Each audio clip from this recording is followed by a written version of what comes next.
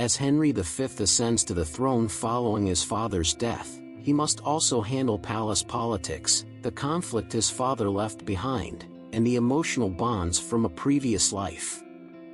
It all began with a battle between England forces led by Hotspur and Welsh rebels who was against King Henry IV of England.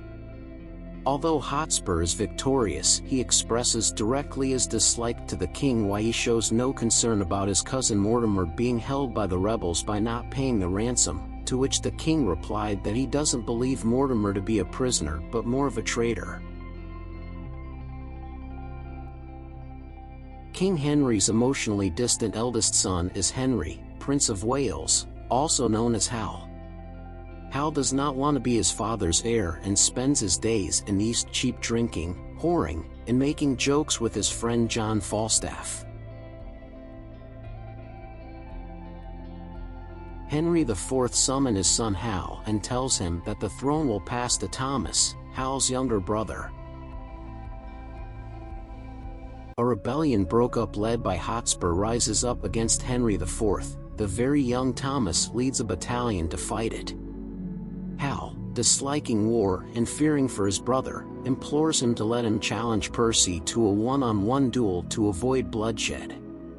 Thomas does not want to, but Hotspur accepts the challenge. The duel began, swords swing at first and hand-to-hand after, but finally Hal got the upper hand. Stabbed Hotspur, killing him, quashing the rebellion, leaving Thomas feeling upstaged.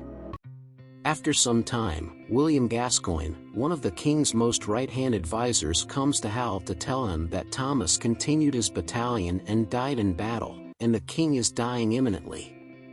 With Hal by his side, Henry IV passes away in his bed, and Hal becomes King Henry V. At his coronation, he is given gifts from all over the world, some of which he re-gifts to his sister Philippa and close cousin Cambridge. The son of Charles, King of France, Dauphin, insults Hal by sending him a ball as a coronation gift. Hal, though, decides to paint this as a flattering picture of his boyhood. Meanwhile, after the feast, William tried to stir up King Henry V about the ball gift as an insult to England. King Henry V chooses to make peace and conciliation with his father's numerous enemies, despite the fact that his actions are perceived as weakness.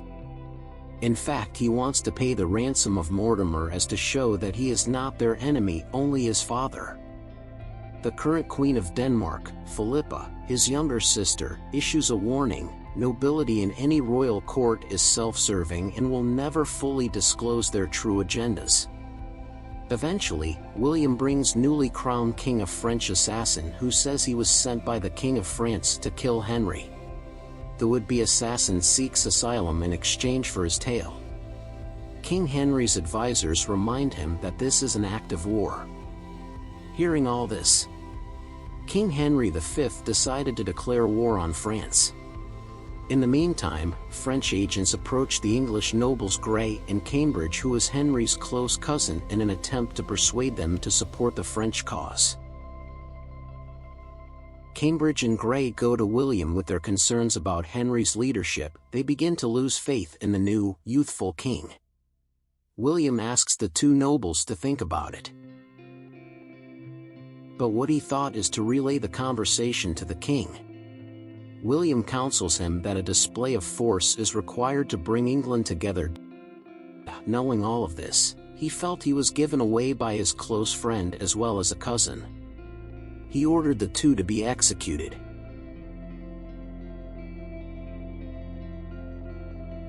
Falstaff is the only man in whom he has complete faith, so he approaches him and names him as his chief military strategist.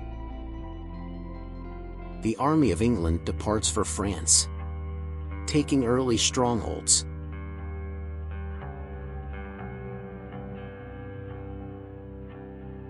They relentlessly bombarded the Harfleur until they gave in.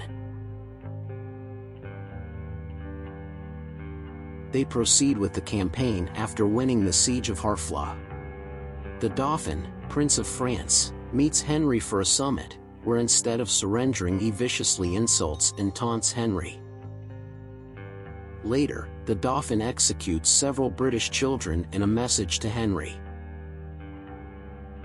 Enraged, Henry orders all the French prisoners executed, but Falstaff talks him down, telling the king that he is not that man whom he knows of that does those things. King Henry threatens Falstaff to disembowel him for his defiant act, but Falstaff answers back again telling that he is that man either. The English advance parties find themselves facing a sizable French army that has assembled. Dorset suggests that Howe withdraw, but Falstaff suggests making a fictitious advance to entice the French to charge into the muddy battleground, where their bulky armor and horses will slow them down. The English longbowmen will then attack them, and a sizable, lightly armored flanking force that is concealed in the surrounding woods will surround them. Falstaff is determined to lead the risky false advance since that was his plan. It prompted King Henry to challenge Dauphin to a single combat in order to settle the dispute and reduce bloodshed, but the Dauphin declines. The Agincourt battle starts. Falstaff's strategy works. The majority of the French army rushes towards Falstaff's advance force, but quickly gets bogged down in the mud. Falstaff is killed though. The outnumbered but much more mobile English army defeats the immobilized French under Howe's flanking attack. Still fresh and wearing bulky armor, the Dauphin accepts King Henry's challenge finally, but keeps tripping and falling in the mud. King Henry lets his soldiers kill him. Fearing that the French might regroup, King Henry orders the execution of every prisoner. Kill them all. A decision that Falstaff had refused to make after the siege of Harfleur. Victorious King Henry meets with the King of France. He surrenders. In order to make peace between their nations, he offers young King Henry the hand of his daughter, Catherine. King Henry went back to England with his precious loot, a new wife. Before they get married, Catherine tactlessly asks Henry on why he made all the unnecessary bloodshed of war. He tells her that his father tried to assassinate him, which she denies his father would do such a thing. Pondering on what Catherine had said, he decided to confront William. William confessed that he faked the assassination attempt in order to push Henry to take France. William, on his knees, says he got Henry a united England like he wanted. Feeling once more betrayed, Henry stabs William in the head, instantly killing him. He returns to Catherine and asks nothing of her but to keep truthful to him, to which she agrees. And people hailing, "Long live the king!"